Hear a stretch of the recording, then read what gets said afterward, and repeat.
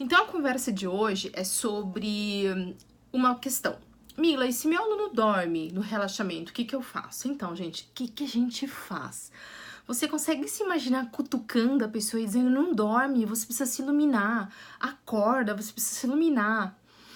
Porque percebe, então, esse é um espaço enorme que a gente tem que ninguém conversa e debate sobre isso. O que é se iluminar, em primeiro lugar? O que é se iluminar nessa sociedade em que se está praticando yoga como o Ocidente, como nunca antes? Segunda questão. Mas eu acho que de forma mais prática a pessoa dormiu nessa aula, significa que ela está exausta. Quem é que se ilumina cansado? Não dá pra pular. Então, assim, agora eu deixo esse meu corpo cansado aqui e o meu espírito vai se iluminar. Não tem... Existem etapas, né? E etapas que, às vezes, paralelamente, elas vão se restaurando, se equilibrando. Mas uma das etapas, um dos processos, ele pede um equilibrar, um restaurar de um corpo físico. Eu sempre falo para meus alunos, vamos pensar de forma integral, bio, psico, social e espiritual, social também. Mas vamos lá, o aluno veio para minha aula, eu coloquei ele na restaurativa, ele dormiu, Mila, na primeira postura. Significa que você está fazendo muito bem o ritual restaurativo. Olha que bacana, significa que a pessoa está confiando muito em você. Por que acontece? Um dos aspectos ligado à ansiedade, ligado ao cansaço, pode ter também uma ligação com uma busca incansável de uma segurança em que você nunca alcança e que você entra em estados de um cansaço absurdo, físico, mental, em estados às vezes de burnout também. E porque você nunca encontra essa segurança, essa estabilidade. Então, o que a estabilidade tem a ver com o ritual restaurativo que eu faço, Mila? Dentro do discurso que a gente pensa do eixo do estresse, de todos os discursos do Hans Selye e do Walter Cannon, a gente vai pensar que o nosso sistema de luta ou fuga, ele é acessado no momento que eu tenho um agente estressor. Claro, precisa de uma aula da formação, das minhas conversas e as conversas do Roberto, pra gente entrar em todo o processo de por que nós estamos sempre em luta ou fuga ou congelamento. E o nosso assunto dessa pauta não é esse, mas só pra você entender, por exemplo, a pessoa veio e dormiu na sua aula. Será que lá fora ela dorme com essa facilidade? Eu acho que isso é uma pergunta que a gente tem que se fazer, ou pra gente ou pra ela, né? O tapetinho que a gente usa na yoga é um tapetinho, uma passadeira de cozinha, gente. Agora que tem nome, que tem marcas e tal, mas antigamente se fazia yoga tem esteiras. Lá no espaço do professor Hermógenes no Rio ainda se usa esteiras de palha. Então, assim, quantas pessoas a gente conhece que sofrem de insônia, que fritam na cama num colchão king size, com lençóis de 300 fios egípcios, com ar-condicionado, com cheirinhos da Amy Martin, da Lily Blanc, enfim, e não dormem.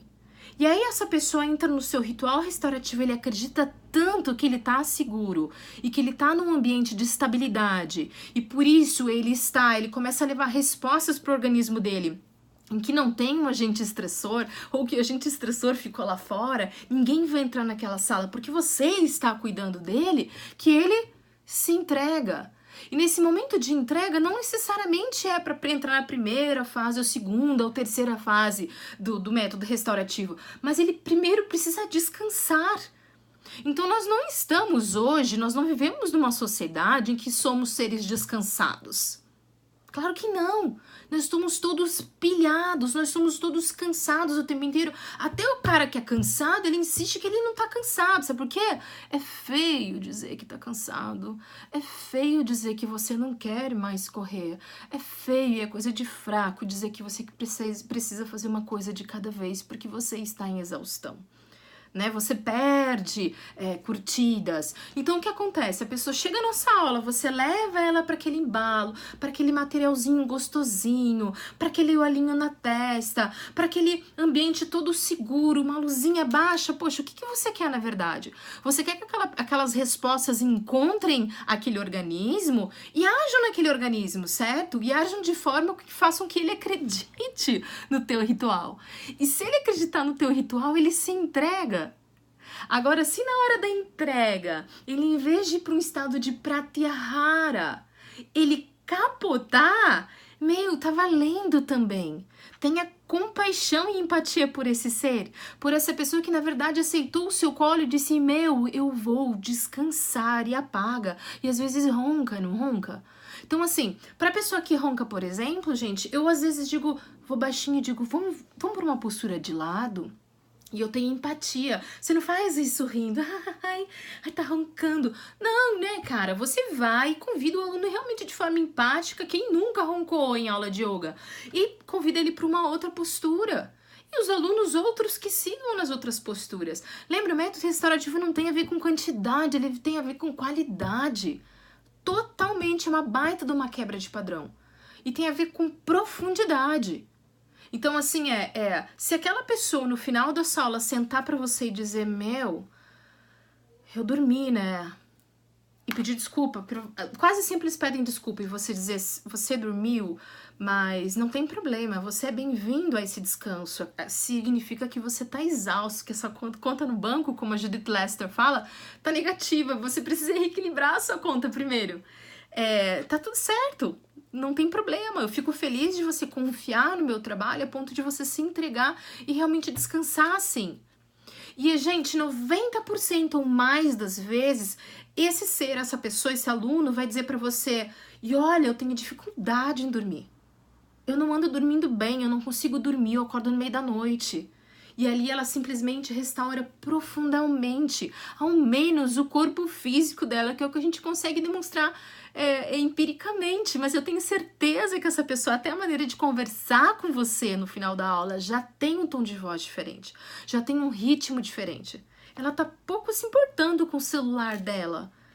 Então isso é legal também, gente. Esse é o convite que eu faço sempre pra vocês, essa expansão, sabe? Ele entrou no tapete de yoga, não significa que ele tem que fazer tudo o que você diz, ao contrário, ele tem que ter liberdade e autonomia pra se escutar. E você tem que escutar a escuta dele.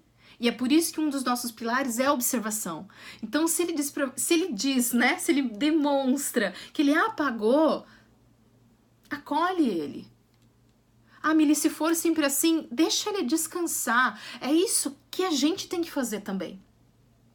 Por que não a gente experimentar juntos, num fim de semana, a gente descansar? E aí o nosso corpo, perto de meio-dia, demonstrar que ao invés de dar uma volta de bike, ele quer descansar mais. E a gente faz uma postura restaurativa. E a gente almoça. E se depois, durante a tarde, ele dizer, mas eu ainda tô cansado, você faz mais restaurativa. E mais restaurativa, e mais restaurativa. E depois me conta o que aconteceu. Eu quero saber se você adoeceu, eu quero saber se você se transformou uma pessoa pecaminosa, eu quero saber se você é uma pessoa que surtou, que tá fazendo mal às pessoas, eu quero saber se todas essas coisas deletérias aconteceram na sua vida. Ou eu quero saber se por um acaso você se sentiu em união, em conexão com o que o seu organismo realmente estava pedindo agora, e não com aquilo que a sua mente ou com aqueles padrões, aquelas vozes que vêm quase do ar, ficam incansavelmente nos exigindo sempre movimento e sempre fazer algo de produtivo. Então é isso, gente. Pode dormir na aula, não tem problema. A gente acredita que existe um banco de horas de sono e que se a pessoa desmaia na sua aula de sono é porque a conta estava negativa. Que o acolhimento e a empaixão, que são focos de trabalho intenso dentro da nossa prática, tem que estar presente nesse momento também. É aquela mesma questão, assim, sobre a quantidade de posturas. Tem que ser 6? Não sei. Se na primeira postura a tua turma está restaurando, está em silêncio, está em mindfulness, está em conexão, deixa eles darem o tempo da postura, é a mesma coisa. Então, assim, se o tempo daquela pessoa é um tempo de um descanso profundo físico, deixa ela estar. Assim, ela também está presente. Não é só com o alerta, ou só com os olhos abertos, ou só te escutando que a pessoa demonstra que ela está em presença e união. Ela estar também ouvindo, mesmo que de forma inconsciente, uma necessidade fisiológica, física dela, também é estar em estado de yoga. E aí tá na hora da gente praticar o nosso, em observar e em perceber como a gente às vezes quer controlar, até no outro, coisas que não tem que controlar, que o restaurar inclusive deixar o outro ser e estar quem ele quer ser e estar naquele momento. Então, eu acho que é isso. Se quiserem fazer algum comentário, aqui embaixo é um espaço livre para esses comentários. Vocês são todos muito bem-vindos. Obrigada, namastê.